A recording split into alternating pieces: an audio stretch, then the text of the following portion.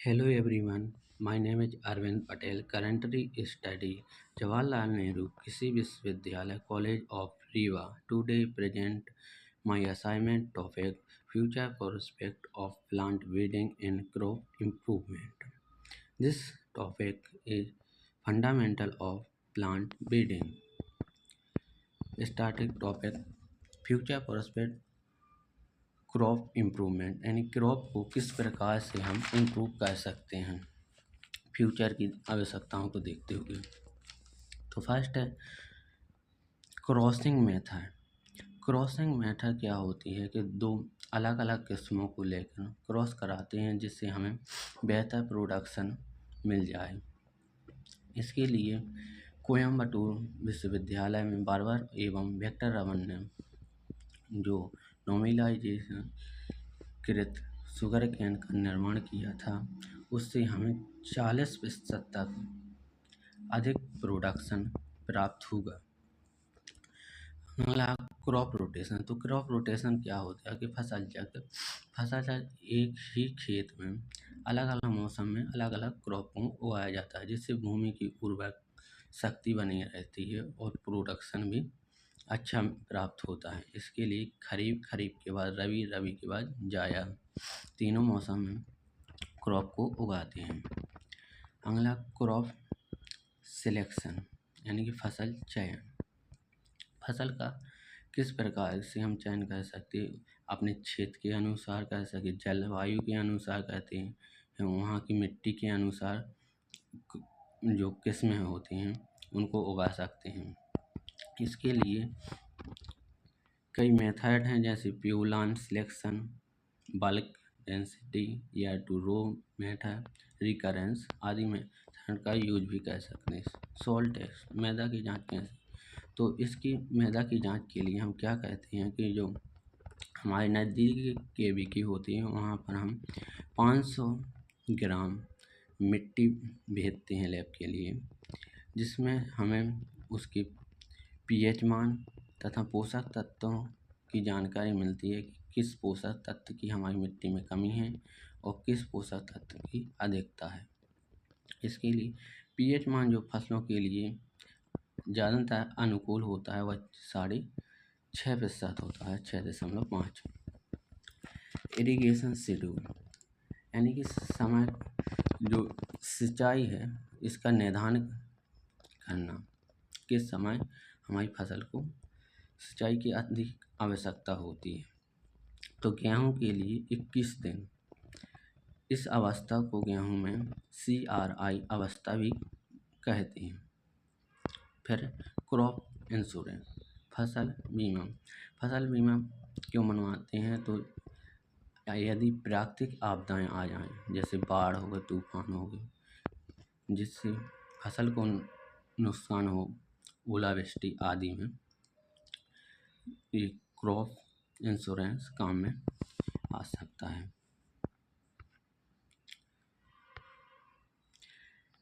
अगला है paste and disease management.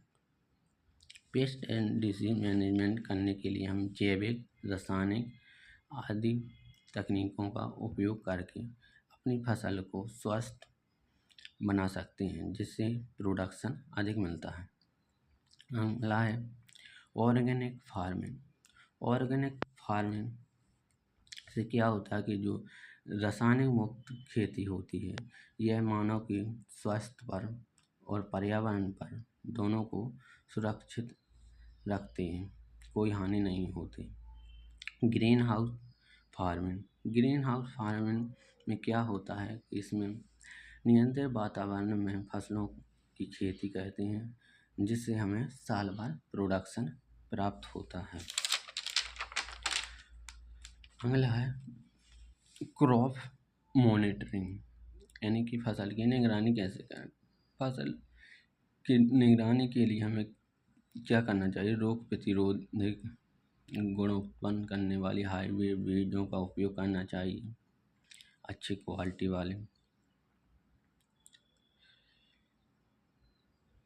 अगला है फर्टिलाइजर एप्लीकेशन यानी कि हम अपनी फसल में किस प्रकार के फर्टिलाइजर का यूज करें, किन की हमें आवश्यकता है और किन फर्टिलाइजर की हमारी मृदा को आवश्यकता नहीं, इसके आधार पर भी हम उपज में वृद्धि कर सकते हैं। फिर हाईवे वैरायटी यूज, अधिक उत्पादन वाले हमें हाईवे वैरायटी का यूज करना चाहिए, जिससे प्रोडक्शन अच्छा प्राप्त हो सके और हमें इनकम भी अच्छी मिलती है।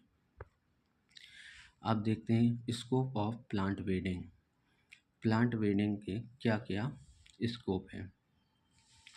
मेटिंग ग्लोबल फूड सिक्योरिटी, मतलब कि हमारे यहाँ तेज़ी से बढ़ती जनसंख्या को भोजन उपलब्ध कराने के लिए हमें उच्च उपज देने वाली और टिकाऊ किस्मों का चयन करना चाहिए। ठीक है। अगला है इनहेरेंस न्यूट्रिएंट्स वैल्यू, यानी पोषक तत्व की गुणवत्ता को कैसे बढ़ाएं। तो पोषक तत्व की गुणवत्ता को बढ़ाने के लिए बायो फोर्टिफिकेशन के जरिए पौधों की में ज़रूरत विटामिन और मिनरल की मात्रा बढ़ाई जा सकती है। अगला है एडेप्टेशन ऑफ क्लाइमेट चेंज, जलवायु परिवर्तन के अनुसार अनुकूल होना चाहिए किस्मों को, जैसे सूखा, बाढ़ आदि, तापमान जैसे आदि के प्रति सहनशील होना चाहिए। अगला है प्रोमोटिंग सस्टेनेबल एग्रीकल्चर, यानी कि सतत खेती को बढ़ावा देना, लगातार कम कीटनाशक वाले उर्वरकों एवं दवाइयों का उपयोग करना चाहिए, जिससे प्रोडक्शन तथा उपज अच्छी प्राप्त हो। अगला है डेवलपमेंट नोवेल ट्रेड, यानी कि नवीन गुणों का विकास करना, यानी कि हमें अपनी वैरायटी में नई नई गुणों का विकास करना। हीट टॉलरेंस, जैसे हीट टॉलरेंस, हीट के प्रति टॉलरेंस होना चाहिए। फास्ट ग्रो होनी चाहिए वैरायटी। समय में परिपक्व, यानी कम समय में परिपक्व होना चाहिए। ठीक है। अगला है इंडस्ट्रियल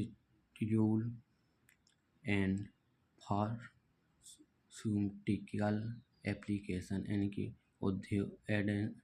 जो औद्योगिक और औषधीय उपयोग और जो कच्चे माल एवं दवाइयों के निर्माण में भी हम ब्रीड का उपयोग कर सकते हैं, ब्रीडिंग का। अब है challenge in plant breeding. Challenge में क्या होता है। फर्स्ट है टाइम इंटेंसिव प्रोसेस, यानी कि इसमें टाइम अधिक लगता है।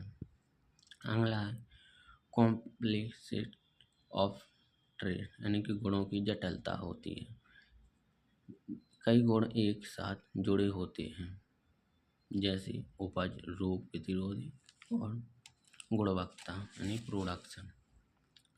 अगला है एनवायरमेंट इंटरेक्शन, यानी कि पर्यावरण प्रभाव। एक ही किस्म अलग अलग क्षेत्रों में अलग तरह से परफॉर्म कर सकती है। अगला है